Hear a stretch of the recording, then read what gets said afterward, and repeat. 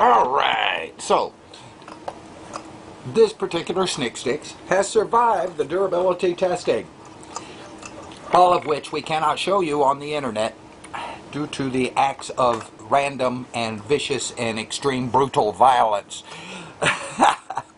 These endure quite a bit of product and quality testing before they ever leave my door.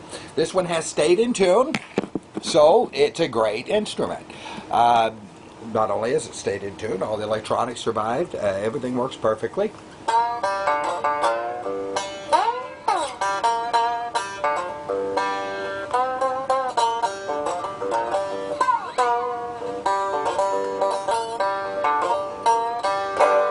With the proper care and feeding of your particular Snick Sticks instrument, it should last you for years.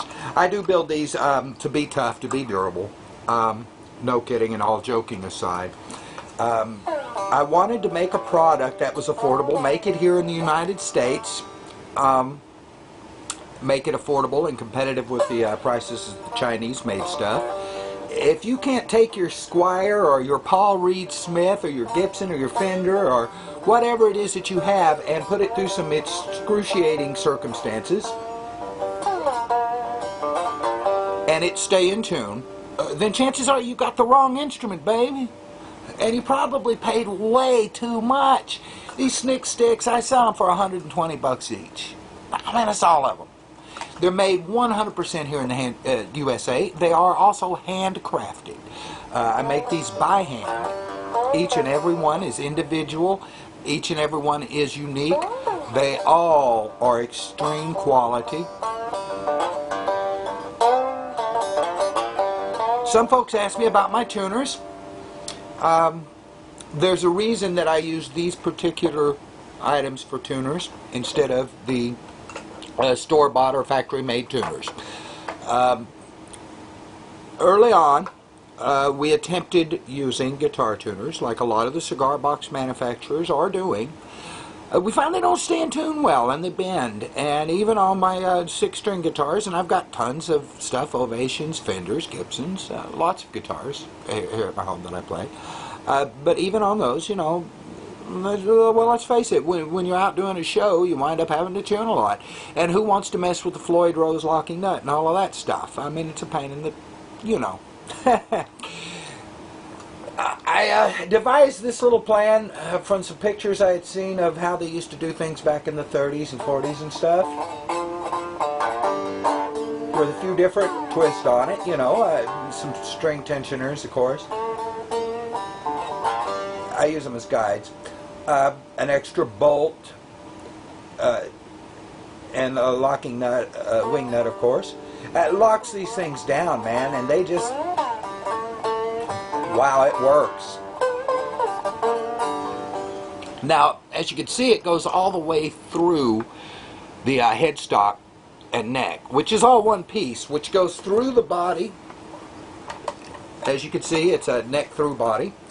The strings, of course, go through that, which adds to the string vibration. Good vibrations, baby. Over a piece of metal, not plastic. Okay? Metal. Yeah. Which is on the wood, of course, which really adds to the vibration. Then along the neck up to a metal, which I use a bolt, sometimes threaded rod. On this particular instrument, it's a bolt. Metal, adding more vibration. And then the tuners themselves, as you can see, I don't know if you can see that on this or not, the string is actually locked in here. It doesn't slip. There ain't no slipping going on, man. It's locked down. Get it up to the key you want it, the note, the pitch, or however you want to say it, you know, wherever you want that. Tighten that down, bam, you're done. And if you need to retune on stage, hey, it's simple. Now, these things go fast. I mean, you barely move that. And it jumps up a whole octave, man. You go from like D to a high F or something. And never, you don't have to set all day long and just sit and turn and twist to tune these things, because they're very sensitive. Just a little bit of a twist. Now, the strings go on backwards, counterclockwise. Unlike the others, they go on absolutely the opposite way. And that's for tension reasons, to add more string vibration going out of this wooden box, of course. I only use really high quality, good, well-made wooden boxes. By good quality, well-made wooden boxes, I don't mean pretty, okay? I mean tough, I mean durable. I mean the stuff is going to last you. They don't look like much. But when it comes down to the bottom line, when it comes down to something that will work, these instruments are fun, they're easy to play, they're tough, and they're durable. They'll last you a lifetime. These are stuff that you can leave to your grandkids, man.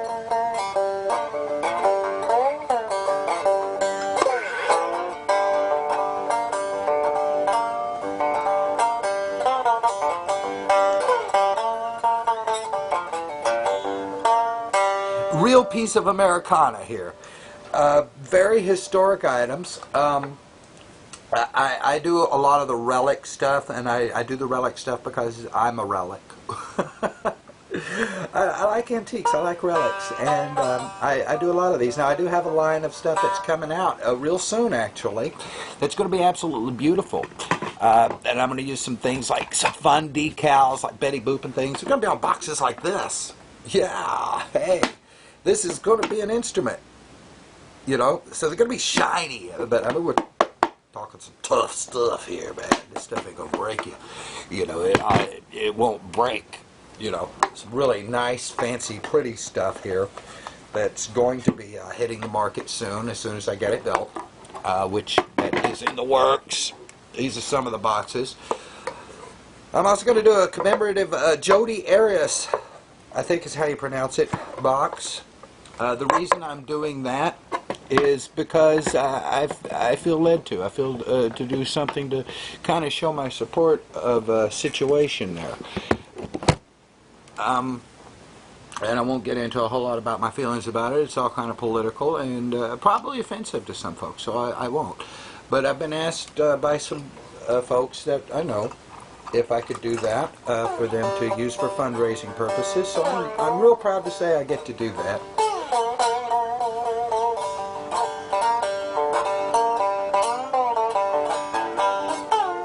So here we have it. We have a product handmade in the USA, $120. True piece of American history here. They have 3 strings, utilize open chord tunings and a slide. Okay, there aren't any frets on them. You don't need them.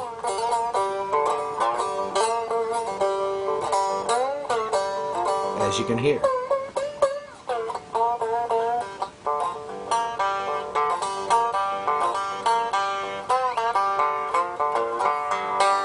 Snick Sticks is easy to learn how to play. They're fun to play. If you want to dig down on some blues, some heavy metal, country music, all sorts of stylings, you can with these.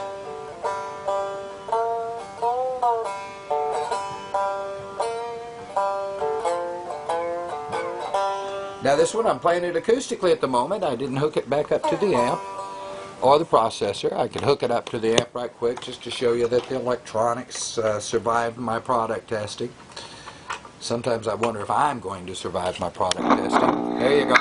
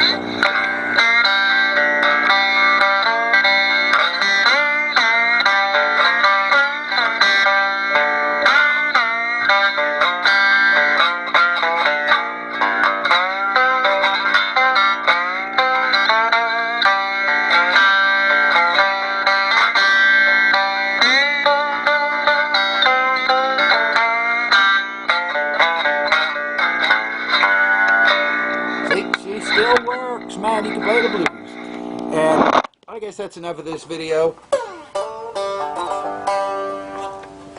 There's the Snick Sticks, a little product testing for you just to prove that they work. They make noise. They'll survive under the most extreme circumstances.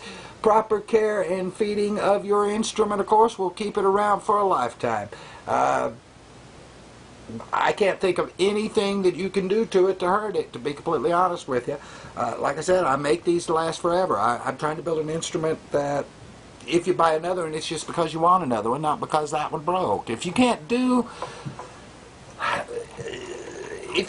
take your Guitar Center guitar out and play the living hell out of it, you've wasted your money, man. Get a Snick Sticks. They're tough, and they'll last you.